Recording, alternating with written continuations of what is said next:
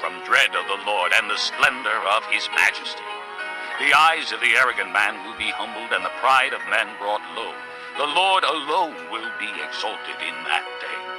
The Lord Almighty has a day in store for all the proud and lofty, for all that is exalted, and they will be humbled.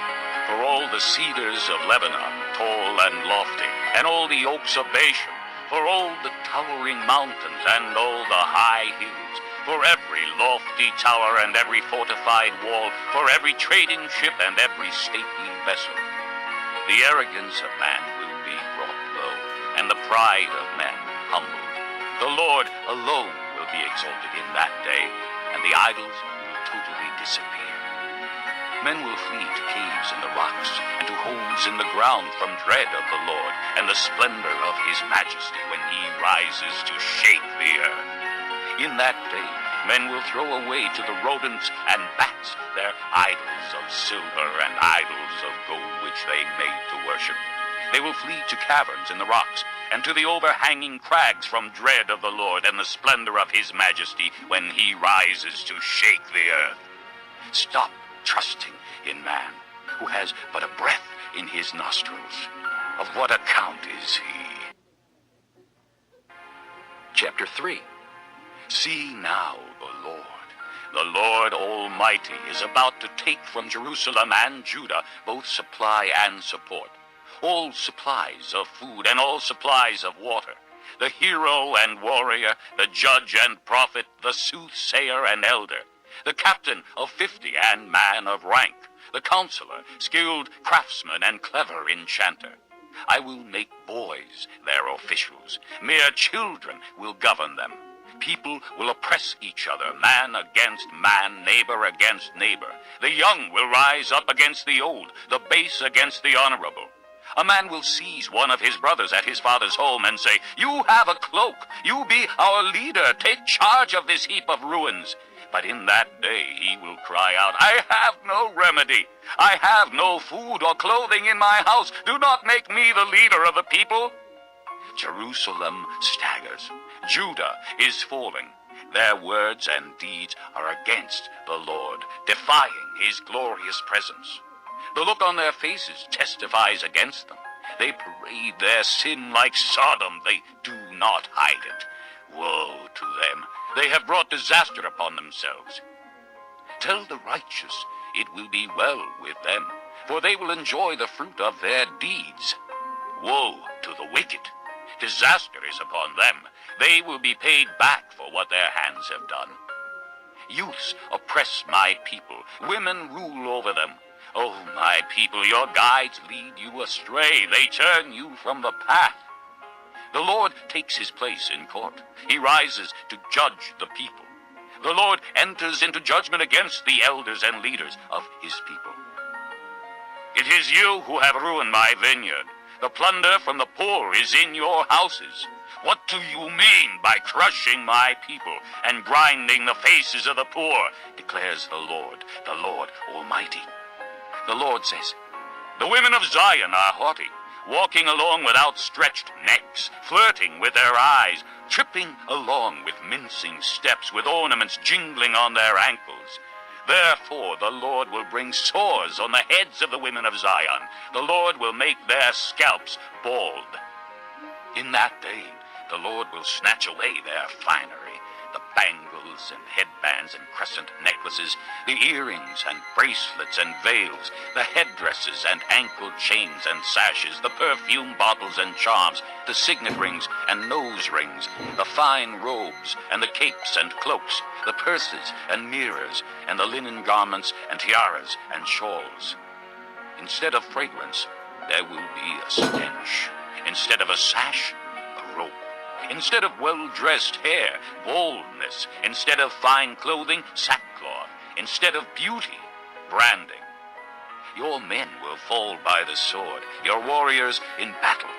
The gates of Zion will lament and mourn. Destitute she will sit on the ground. Chapter 4. In that day 7 women will take hold of one man and say, "We will eat our own food and provide our own clothes. Only let us be called by your name. take away our disgrace. In that day the branch of the Lord will be beautiful and glorious, and the fruit of the land will be the pride and glory of the survivors in Israel. Those who are left in Zion, who remain in Jerusalem, will be called holy, all who are recorded among the living in Jerusalem. The Lord will wash away the filth of the women of Zion. He will cleanse the bloodstains from Jerusalem by a spirit of judgment and a spirit of fire. Then the Lord will create over all of Mount Zion, and over those who assemble there, a cloud of smoke by day and a glow of flaming fire by night. Over all the glory will be a canopy. It will be a shelter and shade from the heat of the day, and a refuge and hiding place from the storm and rain. Chapter 5. I will sing for the one I love a song about his vineyard. My loved one had a vineyard on a fertile hillside. He dug it up and cleared it of stones and planted it with the choicest vines. He built a watchtower in it and cut out a winepress as well. Then he looked for a crop of good grapes, but it yielded only bad fruit. Now you dwellers in Jerusalem and men of Judah, judge between me and my vineyard. What more could have been done for my vineyard than I have done for it? When I looked for good grapes, why did it yield only bad? Now I will tell you what I am going to do to my vineyard. I will take away its hedge, and it will be destroyed. I will break down its wall, and it will be trampled. I will make it a wasteland, neither pruned nor cultivated, and briars and thorns will grow there. I will command the clouds not to rain on it. The vineyard of the Lord Almighty is the house of Israel, and the men of Judah are the garden of his delight.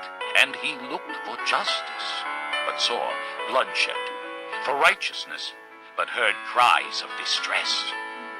Woe to you who add house to house and join field to field till no space is left, and you live alone in the land.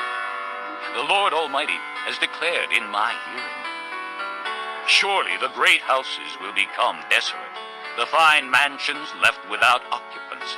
A 10-acre vineyard will produce only a bath of wine, a homer of seed, only an ephah of grain. Woe to those who rise early in the morning to run after their drinks, who stay up late at night till they are inflamed with wine. They have harps and lyres at their banquets, tambourines and flutes and wine, but they have no regard for the deeds of the Lord, no respect for the work of his hands. Therefore my people will go into exile for lack of understanding. Their men of rank will die of hunger, and their masses will be parched with thirst. Therefore the grave enlarges its appetite, and opens its mouth without limit. Into it will descend their nobles and masses with all their brawlers and revelers. So man will be brought low, and mankind humbled, the eyes of the arrogant humbled. But the Lord Almighty will be exalted by his justice, and the holy God will show himself holy by his righteousness. Then sheep will graze as in their own pasture. Lambs will feed among the ruins of the rich. Woe to those who draw sin along with cords of deceit and wickedness as with cart ropes. To those who say, let God hurry. Let him hasten his work so we may see it. Let it approach. Let the plan of the Holy One of Israel come so we may know it. Woe to those who call evil good and good evil, who put darkness for light and light for darkness, who put bitter for sweet and sweet for bitter. Woe to those who are wise in their own eyes and clever in their own sight. Woe to those who are heroes at drinking wine and champions at mixing drinks, who acquit the guilty for a bribe but deny justice to the innocent. Therefore, as tongues of fire lick up straw, and as dry grass sinks down in the flames, so their roots will decay, and their flowers blow away like dust. For they have rejected the law of the Lord Almighty, and spurned the word of the Holy One of Israel. Therefore the Lord's anger burns against his people. His hand is raised, and he strikes them down. The mountains shake, and the dead bodies are like refuse in the streets. Yet for all this, his anger is not turned away. His hand is still upraised. He lifts up a banner for the distant nations. He whistles for those at the ends of the earth. Here they come, swiftly and speedily. Not one of them grows tired or stumbles. Not one slumbers or sleeps. Not a belt is loosened at the waist. Not a sandal thong is broken. Their arrows are shot. All their bows are strung. Their horses' hoofs seem like flint. Their chariot wheels like a whirlwind. Their roar is like that of the lion. They roar like young lions. They